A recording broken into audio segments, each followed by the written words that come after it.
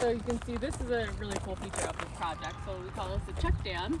And so all the water that's flowing from this large parking lot, which is an impervious surface, so that means it's not going to retain any of the rainfall when it falls on the ground. So it's just going to flow right over this huge parking lot, and it funnels into this area and then further into the project. So this is just helping to prevent erosion as the rain comes through the area. So it does come at a pretty good speed. So it's going to funnel into our bioswale. So that's basically a fancy word for a depression in the landscape where water collects.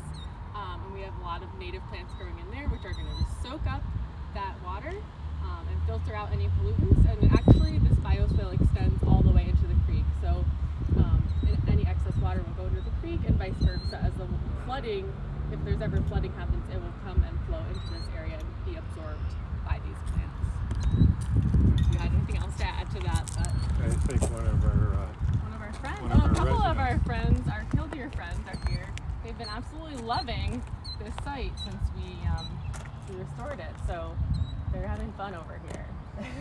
So what we've seen over the course of the spring is we're seeing killdeer in here now instead of the geese that ran over the open lawns that were here. So Yep. we all know why we don't want geese around.